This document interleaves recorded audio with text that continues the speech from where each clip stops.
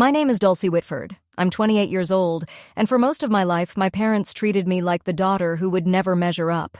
To them, I was the slow one, the one who needed extra time, the one they whispered about at family dinners while my sister Miranda collected achievements, praise, and quiet promises about the future of our family fortune. She earned Harvard degrees. I earned polite disappointment. They made my dyslexia a punchline, kept me out of important family conversations, and paid me far less than they paid her for work inside the same company. But everything changed on the day of Miranda's graduation celebration at the Plaza Hotel. There were 350 guests in the room, all dressed in designer gowns and tailored suits, all there to applaud the golden daughter of the Whitford family. Then a stranger walked up to me and placed an envelope in my hand. Inside was something that would bring years of hidden truth into the light. What my parents never realized was that Grandma had been paying attention. She had seen every quiet insult, every unfair decision, every moment they tried to make me feel small.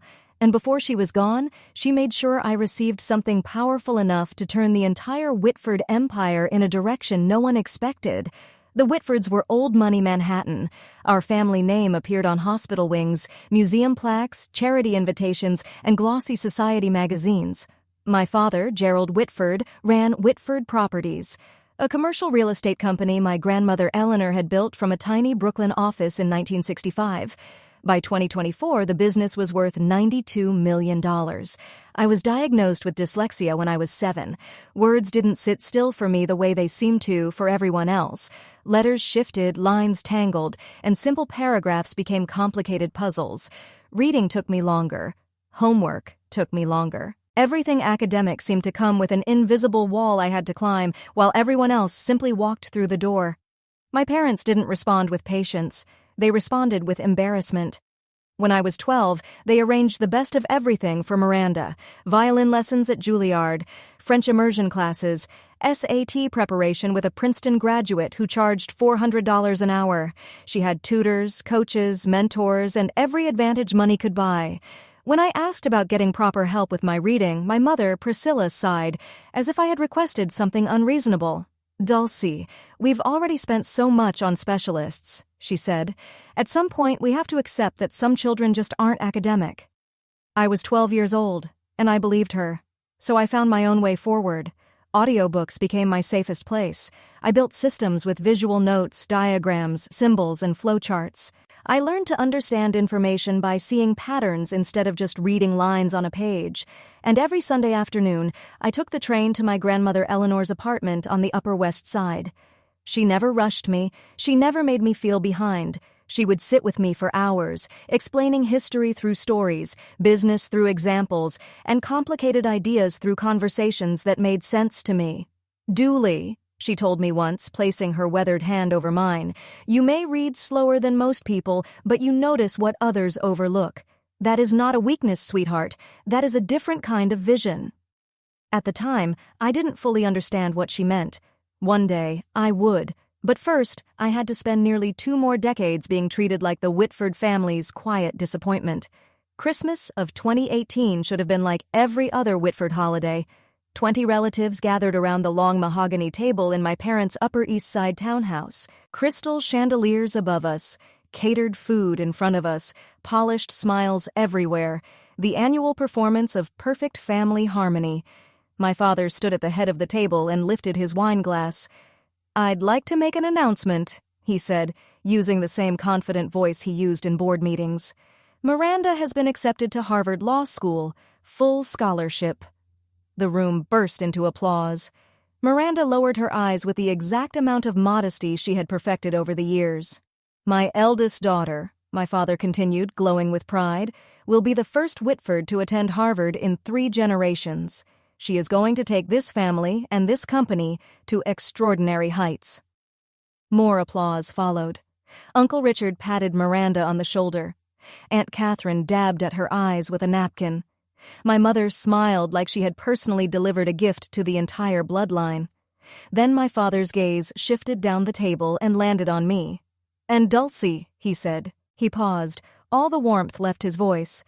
"Well, Dulcie is also here." A few relatives laughed, not loudly, not confidently, just enough to let me know they understood the joke was me. Miranda didn't defend me. She laughed too. I looked down at my plate and tried to focus on the roasted lamb instead of the sting behind my eyes.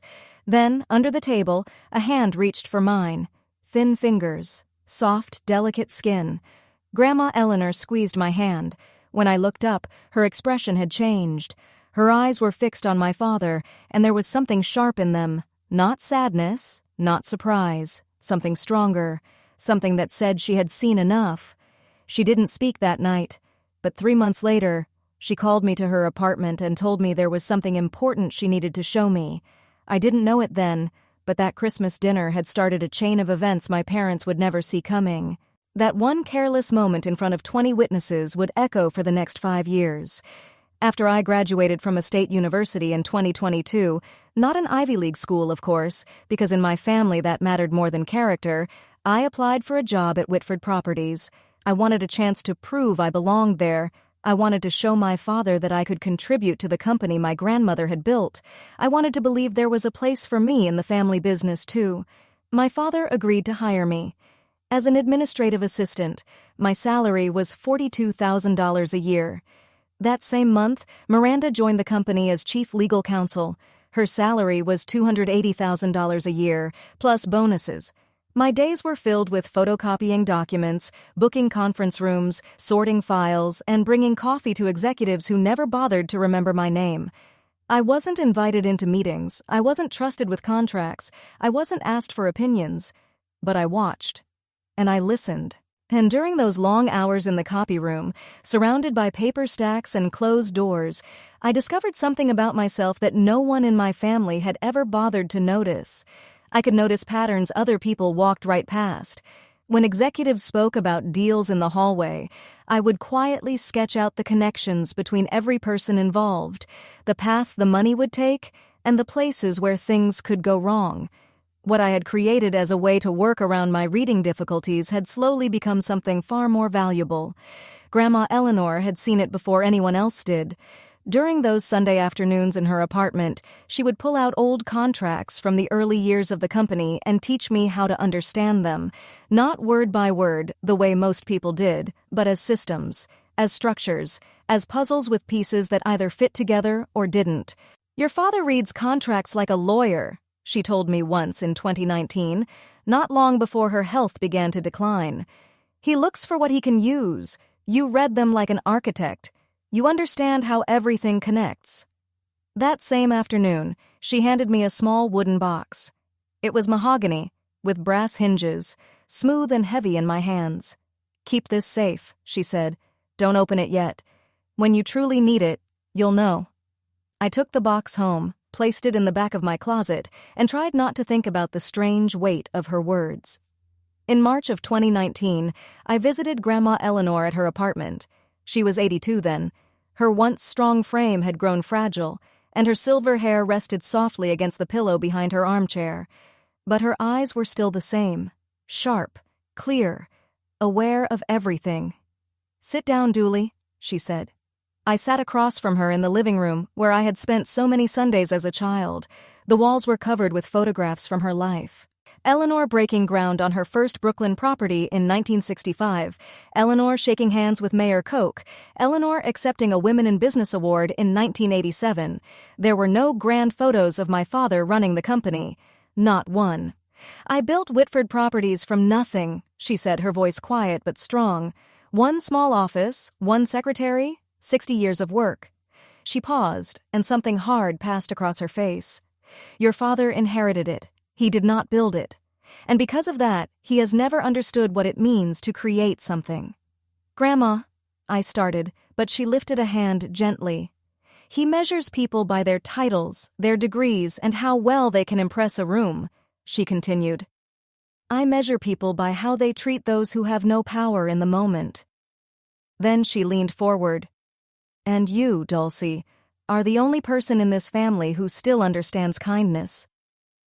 She placed the wooden box in my hands again, as if she wanted me to feel its importance. "There is something inside that may help you one day," she said, "but not yet. You are not ready, and neither is Gerald." Her fingers tightened around mine. "When the time comes, when he finally shows you exactly who he is, "You will know what to do." I wanted to ask her what she meant. I wanted to ask what was inside the box, why she had chosen me, and what she believed was coming. But before I could say anything, she changed the subject. She started talking about the weather, her garden, and the book she had been reading. 18 months later, she was gone. A fast-moving illness took her from us. I sat beside her in her final days, holding her hand. I was the only family member there. The box stayed unopened in my closet. Then came April 2024. The email arrived on a Tuesday afternoon. Subject line: Position restructuring, confidential. Dear Ms. Whitford, as part of our ongoing organizational optimization, your current position will be eliminated, effective July 1st, 2024. HR will contact you regarding severance options. I read it 3 times. The words shifted, blurred, and settled back into the same message. They were letting me go. That evening, I stayed late, organizing files that no one would ever bother to read. The office was mostly empty, quiet except for the hum of the lights and the distant sound of voices behind my father's corner office wall. Gerald and Priscilla. "We can't have her here when Miranda takes over," my father said. "It looks bad. The CEO's sister working as a secretary. People will ask questions." "What kind of questions?" my mother asked. "Why she isn't in leadership. Why we never promoted her." A pause. "Why she is the way she is," my mother answered softly, almost as if she truly believed she was being kind. "We did everything we could for her, Gerald. Some children simply don't have what it takes." "Exactly," my father said. "So she needs to leave. We'll give her severance. She can find something else, something more suited to her abilities." I stood frozen outside the office wall, my palm pressed against the painted surface. $42,000 a year. That was what I made. My studio in Queens, shared with 2 roommates, cost $1,800 a month. I had no savings, no backup plan, no safety net. Without that job, I would have nowhere stable to go within 2 months. But money was not the thing that made my chest tighten. It was the truth settling over me. If I let them do this, if I accepted the role they had written for me, I would spend the rest of my life as the family disappointment. Not because I had failed, because they had never allowed me the chance to prove I could succeed. Miranda's graduation party was the next day, and suddenly I wondered what other announcement my father was planning to make. On May 15th, 2024, the grand ballroom of the Plaza Hotel looked like a scene built for people who never questioned whether they belonged. 350 guests filled the gilded room. Business partners, investors, attorneys from the most prestigious firms in the city, and relatives I barely recognized sat beneath crystal chandeliers that scattered light across silk tablecloths. In the corner, a 12-piece orchestra played Gershwin as waiters moved silently between tables with silver trays.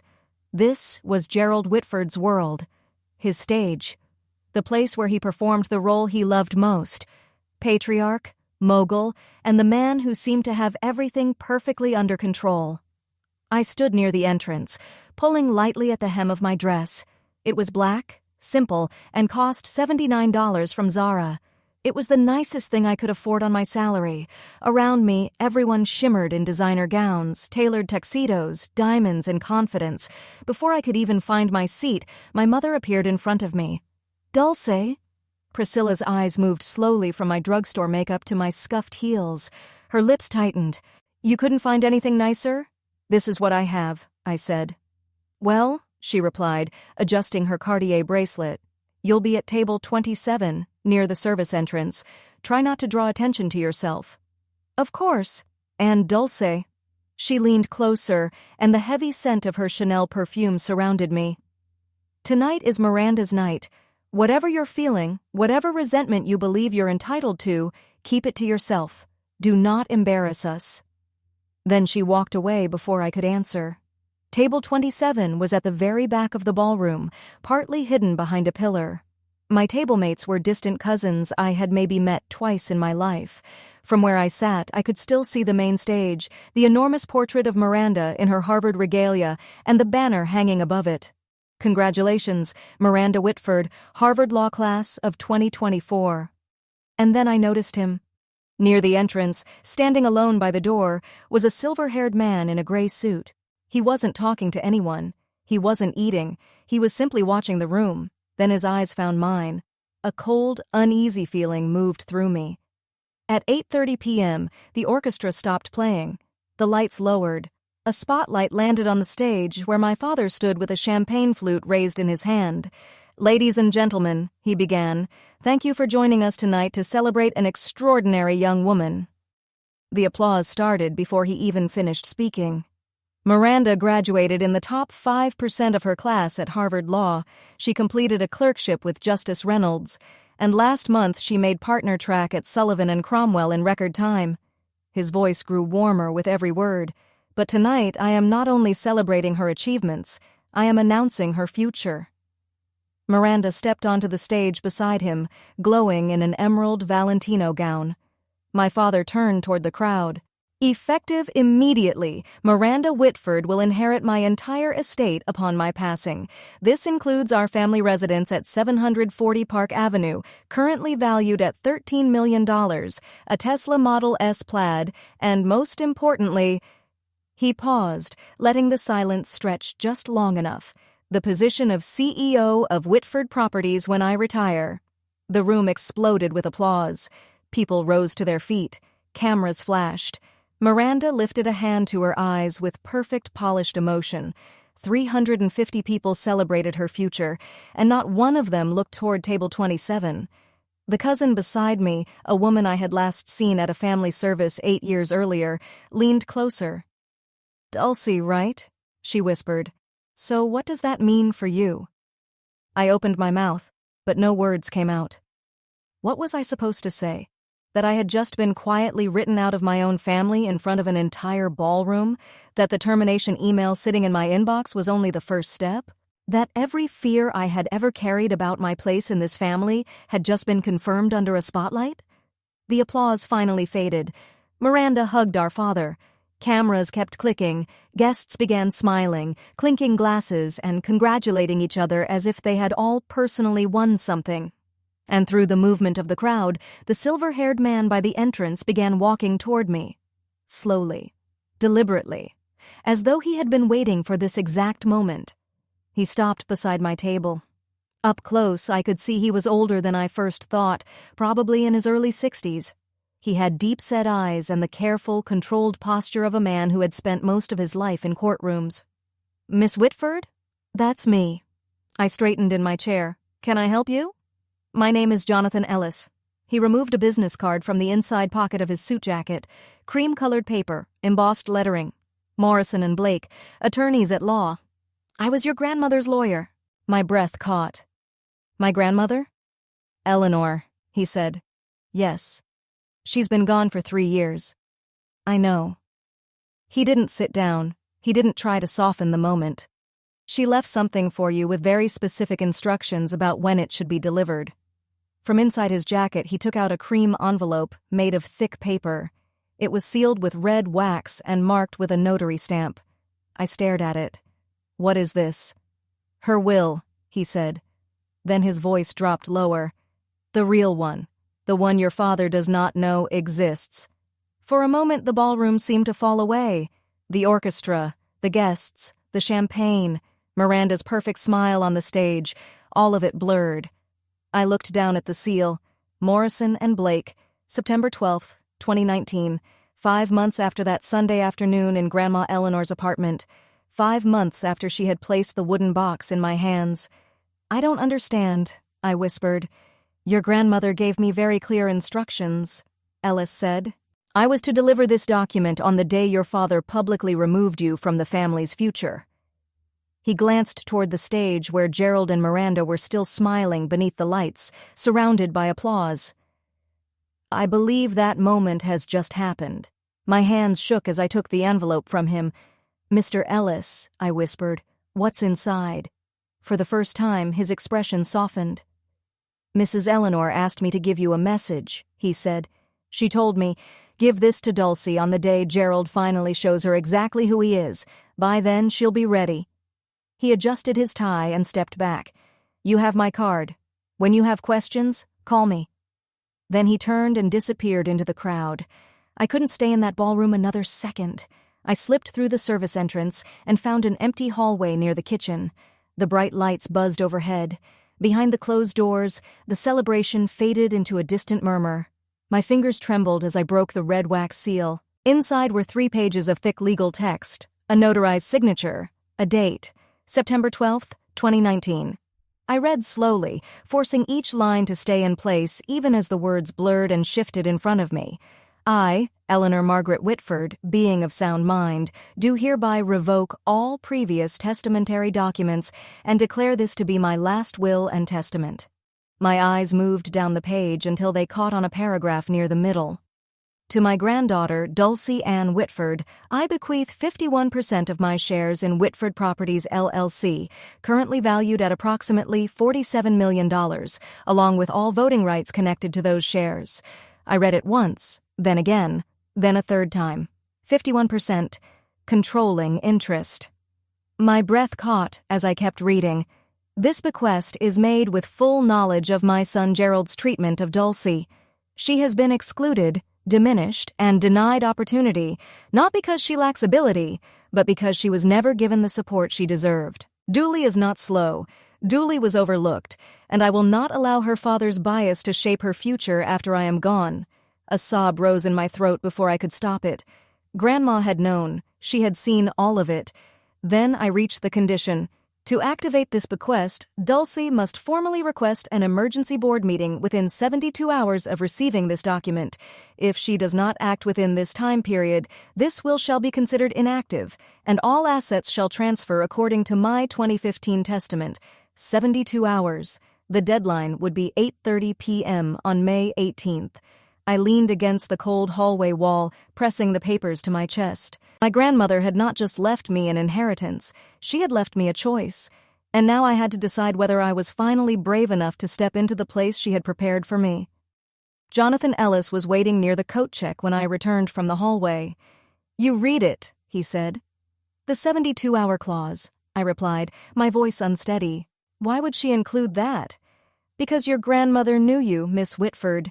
He handed me another card. This one had his personal cell number written neatly on the back.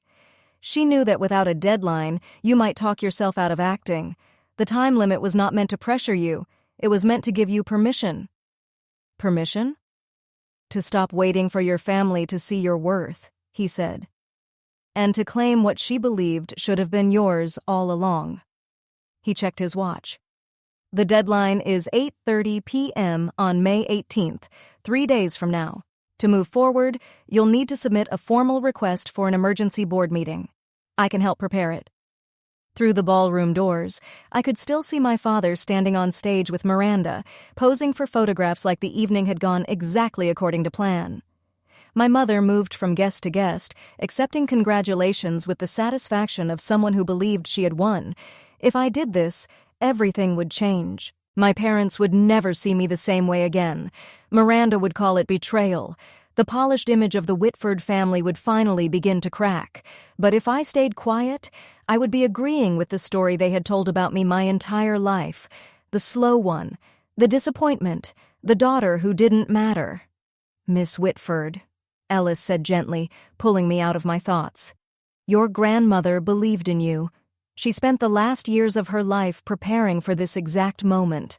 He paused. "The question is, do you believe in yourself?" I looked down at the will in my hands, at the elegant signature of the woman who had held my hand under Christmas tables, taught me to understand contracts like architecture, and seen something in me long before I could see it in myself. "I'll call you tomorrow," I said. My voice was still quiet, but it no longer shook. "We're requesting that board meeting." Ellis allowed himself the smallest smile. "She said you would." I want to pause here for just a moment. If you have ever been underestimated by the people who were supposed to believe in you, if you know what it feels like to be dismissed, comment the word "enough" below. I want to know I'm not the only one who has felt this.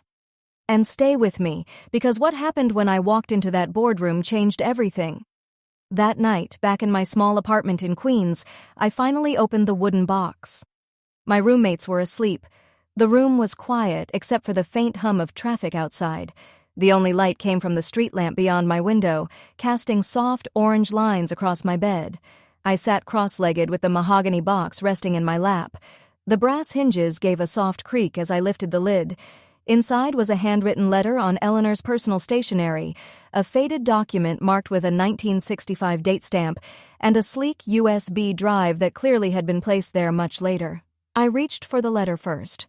My dearest Dulcie, if you are reading this, then Jonathan has done what I asked, and your father has become exactly the man I feared he would become. I am sorry I could not protect you the way you deserved while I was still here, but I can still protect what belongs to you now. The document inside this box is the original partnership agreement from 1965, from the year I founded Whitford Properties with 2 colleagues who are no longer with us. Your father has never seen it. That agreement states that the founders' shares carry permanent voting rights. Those rights cannot be reduced, diluted, or transferred without board approval.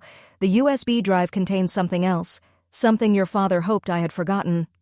In 2018, Gerald proposed a resolution to reduce my voting rights from 51% to 10%. His official explanation was that I had become too old to understand modern business, but the real reason was simple. He wanted control, and I was standing in his way. The board rejected his proposal by 2 votes. I was one of those votes. I never forgot what he tried to do, and I never forgave the way he treated you while trying to justify it, as if making you seem small somehow proved I was no longer capable. Use this wisely, Dulcie, not to get even. Use it to make things right. All my love, Grandma Eleanor. I sat frozen for a moment, staring at the page. Then I plugged the USB drive into my laptop. One file appeared, Board Meeting Minutes, March 2018. It was a PDF. There it was, my father's attempt to take power away from his own mother. Documented, dated, preserved, May 16th, 9:01 a.m. Margaret Coleman answered on the second ring. Dulcie Whitford, she said, her voice rough in that elegant way some people earned after decades of hard conversations and long dinners. I've been wondering when you would call. You know who I am? Sweetheart, your grandmother and I built half of Brooklyn together in the 70s. She talked about you all the time. She paused. She also told me about the will 3 years ago, shortly before she passed. I tightened my grip on the phone. Then you know what I'm about to do. I know what you're thinking about doing, Margaret said. That is not the same thing. Her voice shifted then. It became sharper, more focused. You want to request an emergency board meeting. To do that, you need 3 board members to sign the petition. I'm one of them. You'll need 2 more. Can you help me find them? I can do better than that. I heard papers moving on her end of the line. Gerald Whitford is not as admired as he believes he is. His leadership style has caused concern for quite some time. Let's call it controlling and leave it there. At least 4 board members have spoken privately about their concerns. They just needed someone to take the first step.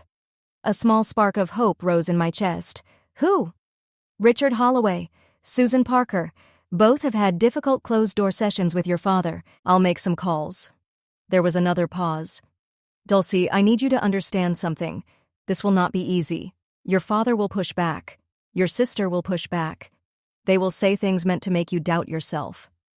They've been doing that my whole life, I said. At least now I finally get to answer. Margaret laughed, and the warmth in it surprised me. Eleanor always said you had steel underneath all that quiet. I'm beginning to see what she meant. She cleared her throat. I'll have the petition ready tonight. Emergency board meeting request for May 18th, 10 a.m., Whitford Tower, 42nd floor. Thank you, Margaret. Don't thank me yet, she said. Thank me when you are sitting in that boardroom. Gerald found out about the board meeting on May 17th at 4 p.m. I know because Miranda called me 45 minutes later, and her voice was tight with barely controlled anger. What did you do? I was sitting in my cubicle at Whitford Properties, pretending to organize files. I don't know what you're talking about. Dad just received a notice from the board secretary, emergency meeting tomorrow, requested by Margaret Coleman and 2 other directors. She paused, and the silence felt sharp. Margaret Coleman hasn't requested anything in 15 years. What did you do? Maybe she has concerns about company management. Don't play games with me, Dulcie. For the first time, Miranda's perfect composure began to slip. If you are trying to embarrass this family or create some kind of public scene, I'm just doing my job, Miranda, I said. Same as always. She ended the call without saying goodbye. 20 minutes later, Gerald stormed past my cubicle on his way to his office. He didn't look at me. He didn't speak. He didn't even acknowledge that I was there. He simply shut his office door so hard the windows rattled. Through the wall, I heard his voice on the phone. "This is a ridiculous waste of time. Margaret is probably just losing her edge. We'll address whatever concerns she has and move on." A pause. "No, I'm not worried." Another pause. "Dulcie? My God, Miranda, she can barely read a spreadsheet. She is not a problem." I smiled. For the first time in 28 years, being underestimated felt like an advantage. That night in my apartment, I prepared everything. I printed 3 copies of the will. I saved the 2018 board minutes to my phone as a backup. I wrote a short statement. No emotional claims, no dramatic accusations. Just facts, arranged clearly enough that no one in that room could pretend not to understand them. Jonathan Ellis confirmed he would attend as the attorney responsible for authenticating the document. At 11 p.m., Margaret texted me. "Petition filed. See you tomorrow. Your grandmother would be proud." I barely slept that night, but for once it was not fear keeping me awake. It was anticipation. May 18th, 2024. At 9:45 a.m., the elevator doors opened onto the 42nd floor of Whitford Tower. Everything about that floor was designed to make people feel small. Floor-to-ceiling windows, Italian marble, polished steel, quiet lighting. The kind of corporate luxury that didn't simply say money lived here, it said power did. I stepped out wearing a borrowed gray blazer from one of my roommates. It was 2 sizes too big, and the sleeves nearly covered my hands. In my arms, I carried a leather portfolio I had found at Goodwill for $12. The security guard standing outside the boardroom raised one hand. "Name?" "Dulcie Whitford." He checked his tablet, then frowned. "You're not on the authorized attendee list." "I'm an employee of Whitford Properties," I said, "and I have business with the board." "Ma'am, this is a restricted meeting. I can't let you—" "Is there a problem?" Miranda's voice came from behind me. I turned around. She looked flawless, as always. Navy power suit, Hermes scarf, perfect hair, perfect posture, the uniform of someone who had never doubted that she belonged in rooms like this. "Dulcie?" Her smile was polished, but her eyes were cold. "What are you doing here?" "I have information to present to the board." "Information?" She laughed, sharp and performative. "About what? You work in the copy room. The nature of my presentation is confidential. You don't even know what ROI stands for." "Return on investment," I said. "It's not that complicated." For one brief second, Miranda's smile faltered. Before she could answer, our father appeared at the end of the hallway, walking toward us with 2 senior executives at his side. "What's going on here?" he asked. "Dulcie wants to attend the board meeting," Miranda said. "I was just explaining that it isn't possible." Gerald looked at me the way he always did, like I was an inconvenience he had been forced to tolerate for too long. "Dulcie, go back to your desk. This doesn't concern you." "Actually," a voice called from inside the boardroom, "it does." Margaret Coleman appeared in the doorway. 72 years old, silver hair, straight posture, calm authority. She stood there like a woman who had been building empires long before Gerald ever learned how to command a room. "I invited her," Margaret said. "She has standing to address the board." She turned to the guard. "Let her in." Gerald's jaw tightened. For a moment, I thought he might actually try to block the doorway himself. But Margaret Coleman had been on that board for 32 years. In that room, her voice carried weight even my father could not ignore. "Fine," he said, his voice cold. "Let her speak. We'll see how long it takes before she humiliates herself." The boardroom was smaller than I expected. An oval table made of polished walnut sat in the center, surrounded by 12 leather chairs. Portraits of past executives lined the walls. Above the fireplace, I noticed one of Grandma Eleanor. Her painted eyes seemed to be watching the entire room. The board members took their seats. Gerald sat at the head of the table. Miranda sat to his right, not officially a board member yet, but positioned exactly like the person expected to inherit the throne. I was directed to a chair at the far end, the farthest seat from power. In the corner, Jonathan Ellis sat with his briefcase beside him. He met my eyes and gave me one small nod. Robert Hartley, the board chairman, was a distinguished man in his mid-60s who had known my grandmother for decades. He brought the meeting to order. This emergency session was requested by Margaret Coleman, Richard Holloway, and Susan Parker. He said, "Margaret, you have the floor." Margaret stood. "Thank you, Robert. I'll keep my remarks brief." She gestured toward me. "The issue I wish to address involves a document that has recently come to light, a document that may affect the ownership structure of this company. I yield my time to Miss Dulcie Whitford." Every eye in the room turned toward me. Miranda smirked. Gerald leaned back in his chair, wearing an expression of theatrical boredom. I stood. To my surprise, my hands were steady. "Thank you, Mrs. Coleman," I said. "And thank you to the board for allowing me to speak." I opened my portfolio. "What I'm about to present may be unexpected to some of you. I only ask that you listen to the evidence before making any judgment." Gerald gave a loud sigh. I ignored it. But before I could continue, my father raised his hand. "I'm sorry, Robert, but before we waste the board's valuable time, I need to provide some context." Gerald stood and slowly buttoned his jacket as if he were preparing to address investors instead of dismiss his own daughter. "Gerald," Margaret began. "Dulcie is my daughter," he said, his voice full of that polished concern he used with difficult clients. "And I care about her, but she is not qualified to address this board on any business matter." He looked around the table. "She works in an administrative role. She has no legal training, no financial background, and no strategic experience." Miranda joined in, her voice soft with false sympathy. "Dulcie also has dyslexia. Reading has always been difficult for her. We've tried to support her, but—" She gave a graceful little shrug. "Some limitations can't be solved by effort alone." Several board members shifted in their seats. Gerald continued, "What we are seeing here is a troubled young woman reacting emotionally, perhaps because of the announcement at Miranda's graduation celebration. Sibling jealousy can be—" "Mr. Whitford," Robert Hartley's voice cut through the room, "you will have an opportunity to respond, but Miss Whitford requested this time, and she is entitled to use it." Gerald sat down. His expression promised I would pay for this later. Miranda caught my eye and silently mouthed, "You're embarrassing yourself." I looked at both of them, my father, my sister, and something inside me shifted. Not rage, something colder, clearer. They were not trying to protect me. They were not even trying to protect the company. They were trying to protect their version of the story, the version where I was nothing.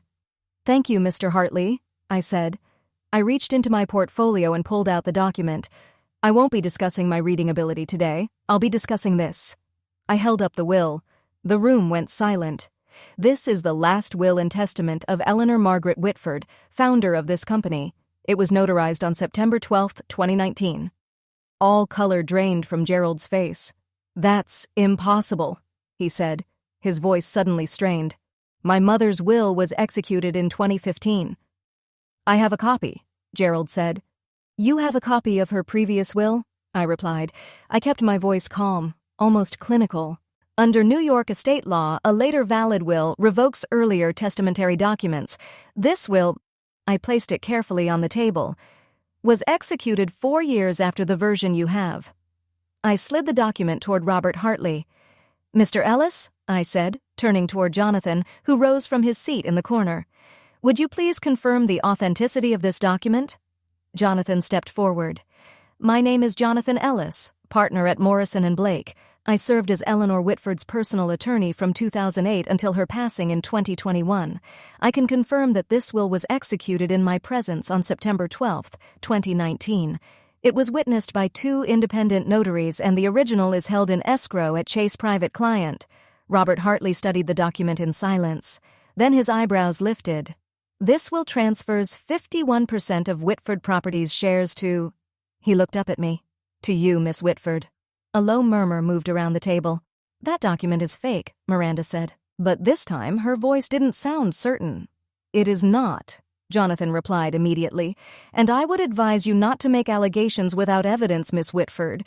Morrison & Blake's reputation is well established." Gerald's hand came down hard on the table. "This is ridiculous. My mother was unwell. Someone influenced her." "Influenced her?" I took out my phone. Then perhaps you would like to explain this. I pressed play. A recording from the 2018 board meeting filled the room with my father's voice. Eleanor is 81 years old. She doesn't understand modern business. I moved to reduce her voting rights to 10%. The recording stopped. The silence afterward was complete. Gerald's face darkened. That was a private board discussion. A discussion Eleanor attended, I said. She recorded it as a shareholder. Robert Hartley placed the will flat on the table. His expression had changed. It was no longer neutral. Miss Whitford, he said, would you read the relevant passage aloud for the record? I nodded and took a steady breath.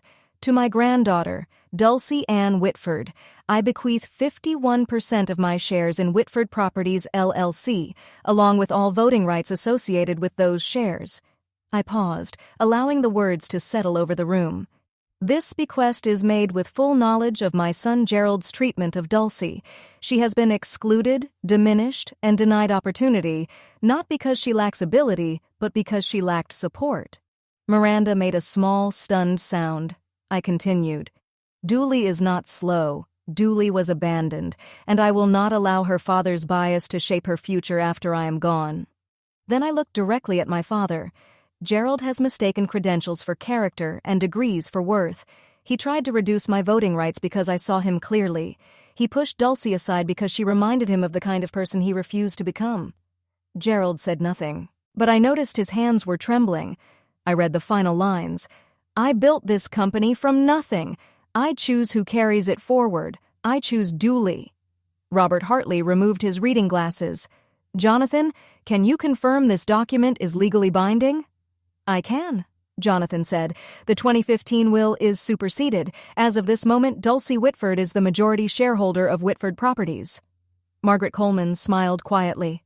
Richard Holloway and Susan Parker exchanged a look. And for the first time in my life, I watched my father look at me with something other than dismissal. It was fear. This doesn't prove anything, Miranda said, but her voice had turned thin. Even if the will is valid, which we will challenge, Dulcie has no business experience. She cannot run a company. I am not asking to run the company, I said. Then I turned toward the full board. I am asking you to look at the facts. I pulled the 2018 board minutes from my portfolio. March 14, 2018. Gerald Whitford proposed Resolution 2018-07 to reduce Eleanor Whitford's voting shares from 51% to 10%. His stated reason was, I found the passage. The founder is no longer capable of understanding modern business operations. That was taken out of context, Gerald said quickly. The resolution failed by 2 votes, I continued. Eleanor's vote and Margaret Coleman's. I looked toward Margaret. Is that accurate? Margaret nodded slowly. It is, she said.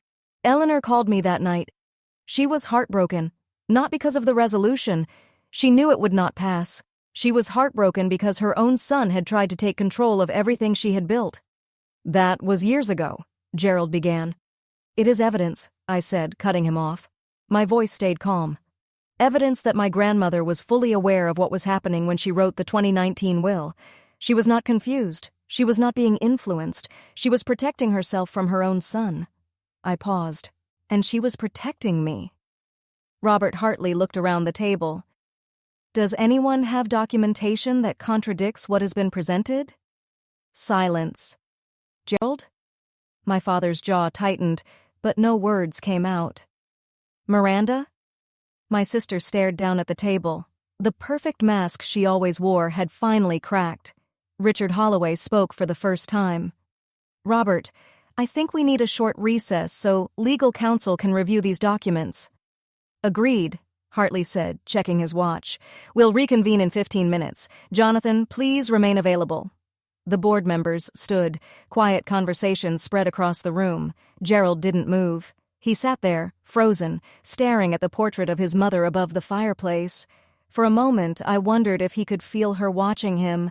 15 minutes became 45. The board's legal counsel, a thin man named Patterson, whom I had never met before, spent the entire recess on the phone. He contacted Morrison and Blake, Chase private client, and the New York State Court Records Office. I stayed seated at the far end of the table. Jonathan Ellis brought me a glass of water. Margaret Coleman gave my shoulder a gentle pat as she passed. Across the room, Gerald and Miranda whispered in the corner. At first they looked controlled, then their voices grew sharper. Miranda's arms crossed, Gerald's face darkened. Whatever plan they were trying to create, it clearly wasn't working. Finally, Patterson returned and leaned down to whisper into Robert Hartley's ear. Hartley's expression changed. First surprise, then resignation.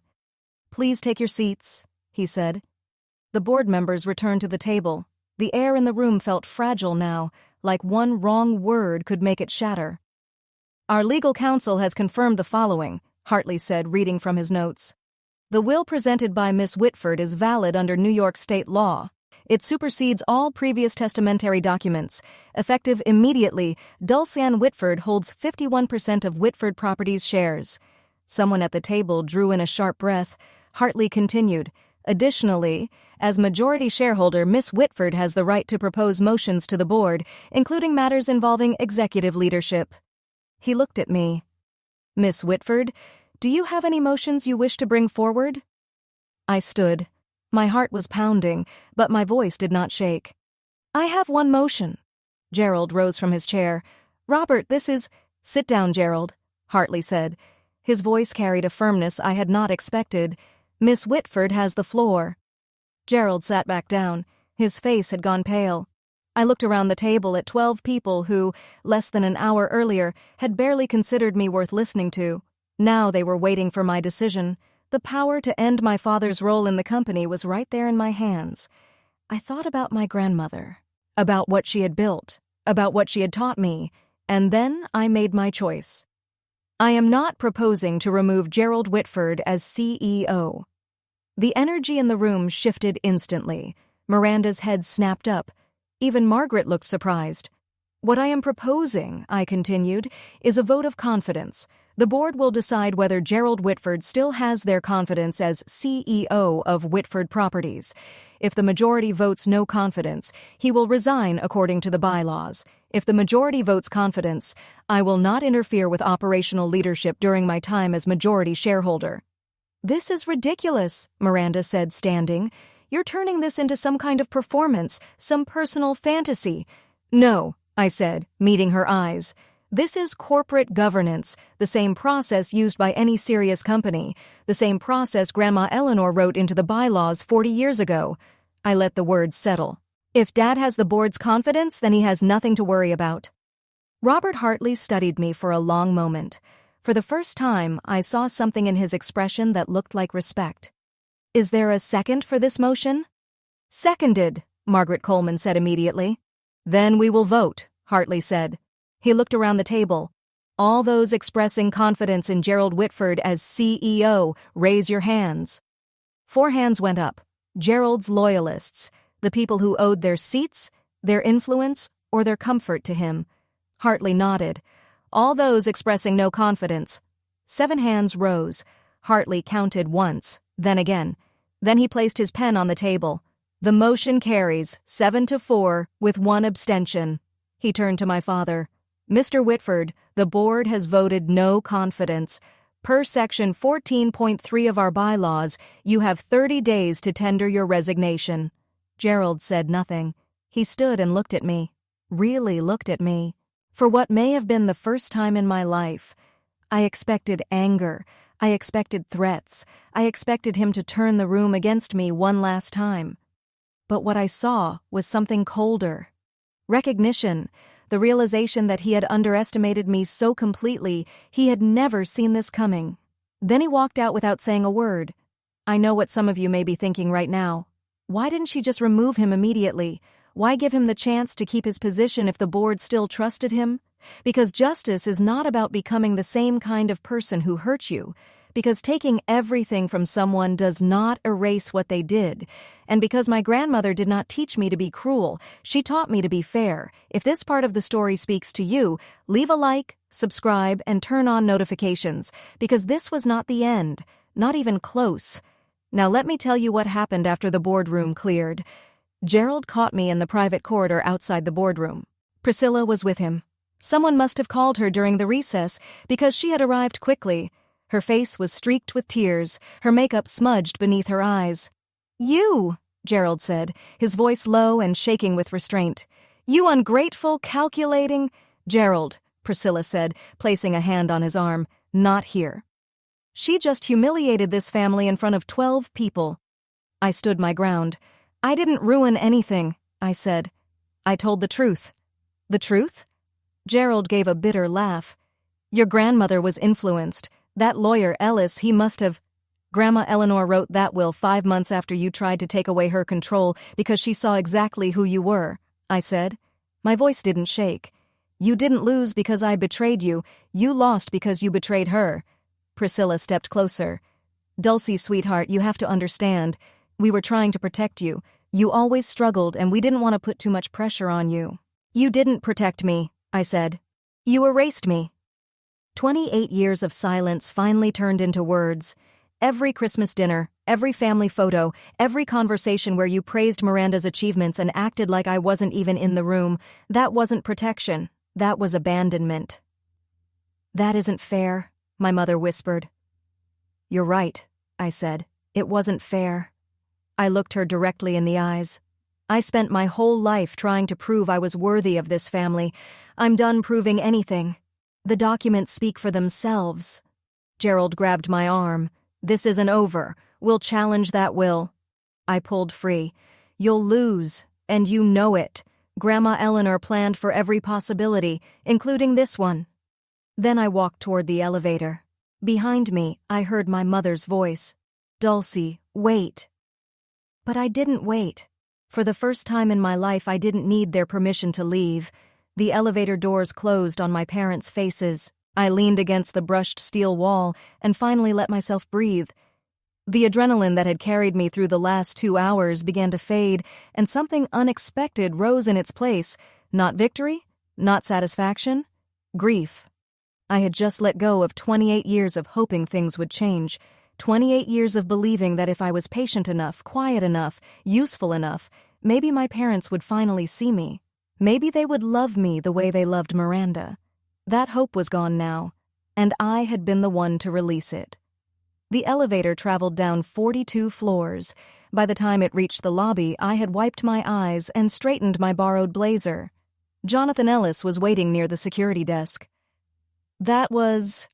He searched for the right word. Remarkable. It was necessary. Your grandmother would agree. He walked beside me toward the exit. "What happens now?" he asked. "Now I go home," I said. "I sleep. I try to understand what my life looks like without the family I thought I had. And the company? I don't want to be CEO, I said. I never did. We stopped near the revolving doors. I just want the company my grandmother built to be led by people who actually care about it, not people who treat it like a personal prize." Ellis nodded slowly. "The board will want to meet with you. They'll need to discuss transition plans and your role moving forward." "I know," I said, "but not today." I pushed through the doors and stepped into the Manhattan sunlight. Today, I just need to be Dulce Whitford, not a shareholder, not a headline, not someone else's lesson. Then I looked back at Whitford Tower, 42 stories of glass and steel carrying my family's name. "And tomorrow," I said quietly, "I start building something new." On May 19, 2024, Gerald Whitford signed his resignation letter at 4 p.m. I wasn't there. I found out through an email from Robert Hartley. "Miss Whitford, your father has tendered his resignation, effective June 15, 2024. The board has appointed me as interim CEO while we conduct a search for permanent leadership. Additionally, the board has voted to offer you a formal position as strategic advisor to the board. This role would allow you to participate in major decisions while you determine your long-term relationship with the company. Please let me know your thoughts. Regards, Robert Hartley." I read the email 3 times. Old habit. Then I forwarded it to Jonathan Ellis for review. His reply came less than an hour later. "Fair offer. No hidden conditions. Congratulations, Dulcie." That evening, an all-staff email went out to everyone at Whitford Properties. Effective June 15th, Gerald Whitford will step down as CEO. Robert Hartley will serve as interim CEO. Additionally, the board welcomes Dulcie Whitford as a strategic advisor in her capacity as majority shareholder. We thank Gerald for his years of service and wish him well in his future endeavors. My phone started buzzing almost immediately. People I had worked beside for 2 years, people who had barely remembered my name, suddenly wanted to get coffee. They wanted to reconnect. They wanted to catch up. I ignored most of them. But one message made me stop. It came from Patricia Morales, an executive assistant who had joined the company in 1987 and had worked directly with my grandmother. "Dulcie, Eleanor used to talk about you all the time. She said you noticed things other people missed. I never fully understood what she meant until today." Welcome to the boardroom. She would be so proud. I saved that message. Some validation doesn't come from family. Sometimes that makes it even more meaningful. 1 week later, the story reached the public. The New York Business Journal ran the headline, "Whitford Properties Shakeup. Founder's Granddaughter Takes Control After Unknown Will Surfaces." The article didn't name me directly. Corporate privacy rules kept some details out of print. But anyone in Manhattan real estate knew exactly who the story was about. In a dramatic turn of events, the expected successor to the Whitford Properties empire has been displaced by a previously unknown family shareholder. Sources close to the board described the transition as long overdue and cited concerns about the former CEO's management style. Gerald and Priscilla canceled their appearance at the Metropolitan Museum Gala. Their publicist said it was for personal reasons. 3 investment partners requested meetings with me personally. Not with my father, not with the board, with me. 2 of them, after speaking with me for nearly an hour each, confirmed they would continue their relationship with Whitford Properties. "We had concerns about Gerald's leadership for years," one of them admitted. "Your grandmother built something special. It's good to see her vision being protected." The social consequences spread quickly. Friends of my parents suddenly remembered prior commitments. Invitations to charity events became less frequent. The Whitford name, which had once opened every door on the Upper East Side, now came with quiet whispers attached to it. I didn't celebrate what happened to them, but I didn't grieve it either. Margaret Coleman called me that Saturday morning. "How are you holding up?" "I don't know yet," I said. "Ask me again in 6 months." "Fair enough." She paused. "Eleanor would have handled it exactly the same way, you know.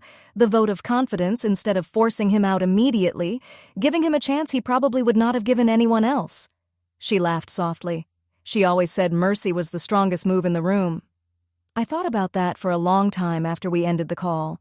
Mercy was not weakness. Mercy was a choice. And for the first time in my life, the choice had belonged to me. On June 8, 2024, 3 weeks after the board meeting, my phone rang at 2 p.m. It was my mother.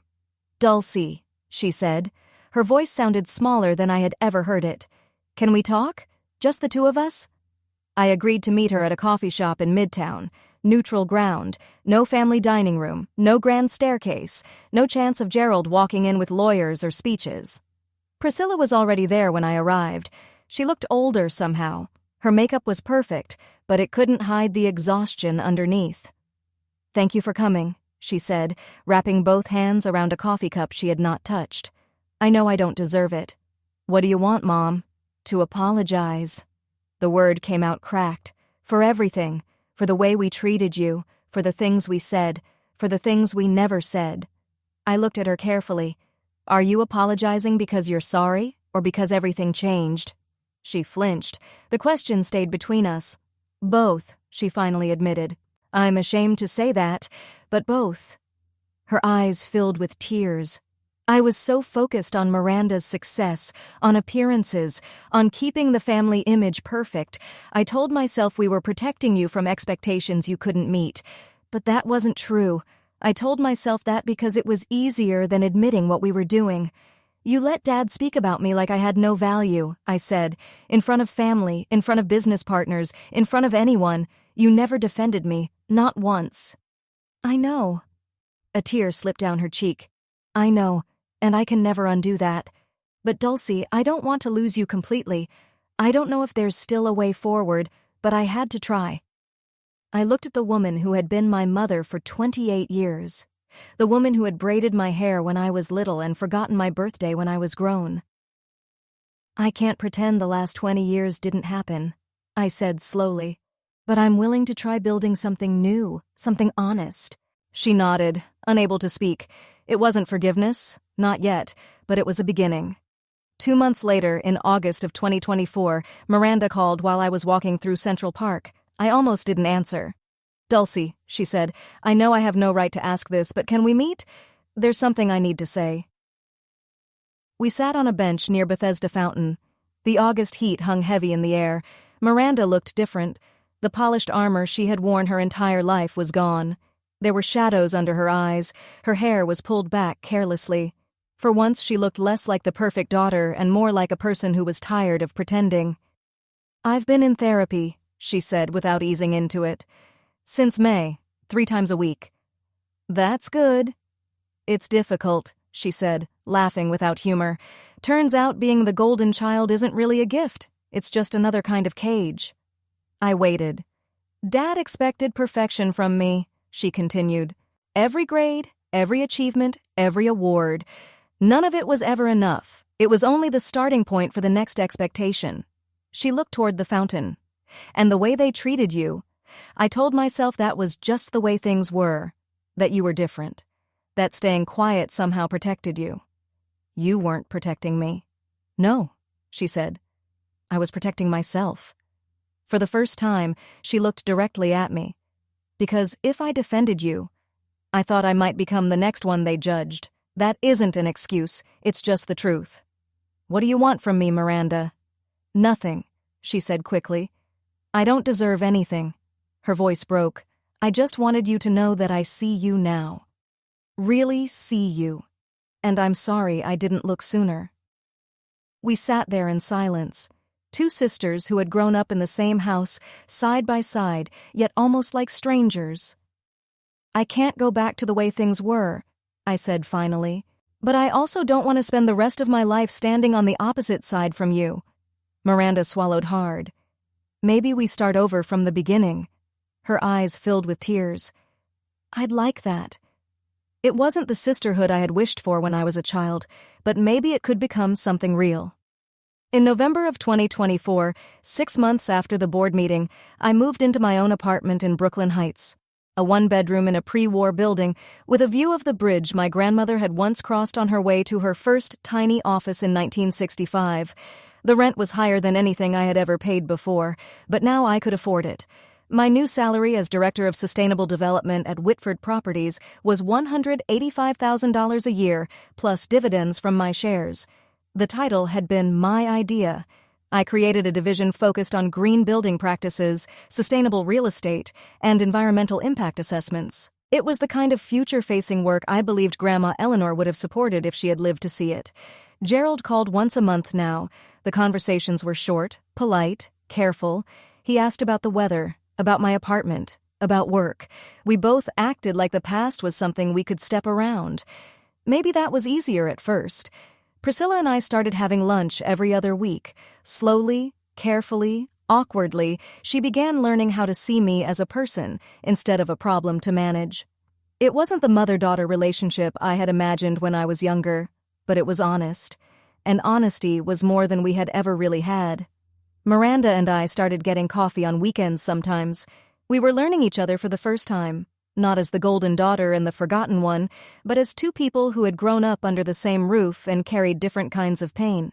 She told me about the pressure she had lived with. I told her about the loneliness. Neither of us pretended the past was fine, but we were beginning to write a new story. In my apartment, I hung my grandmother's portrait on the wall. It was the same portrait that had watched over the boardroom for 40 years. Sometimes when the evening light touched it just right, I could almost imagine her smiling. "You did it, Grandma," I would think. "You gave me the tools. I just had to become brave enough to use them." 6 months earlier, I had felt invisible. Now, for the first time in my life, I felt like I fully belonged to myself. Looking back, I understand something now that I never could have understood at 27. My grandmother didn't leave me 51% of her company because I was better than Miranda. She left it to me because she trusted what I would do with power. She knew I would not treat people the way my father had treated me, and I know now that dyslexia was never my flaw. It was part of how my mind worked. It came with challenges, yes, but it also came with gifts. My visual memory, my patience, my ability to notice patterns other people missed. The very things that made my parents call me slow were the same things that helped me see the truth when everyone else looked away. Gerald measured worth through credentials, degrees, titles, and performance. Eleanor measured worth through character, kindness, and the way people treated those who had no power in the room. And now, finally, I get to measure my own worth. Not by what my parents say, not by what Miranda achieved, not by what strangers think, by my own standard, my own truth, my own life. So if you are watching this and you recognize yourself in my story, if you have ever been overlooked, dismissed, underestimated, or treated like you would never become anything important, I want you to hear this. You do not need a hidden inheritance to prove your value, but you do need to give yourself permission to stop chasing approval from people who have already decided not to give it. Boundaries are not barriers meant to keep everyone out. They are doors. They allow you to decide who gets access to your life, how close they are allowed to come, and what kind of treatment you will no longer accept. My family spent 28 years making me feel small, but I didn't need to make them feel small in return to find peace. I only needed to stop waiting for them to finally see me and start seeing myself. That was the real inheritance my grandmother left me, and no one can ever take it away.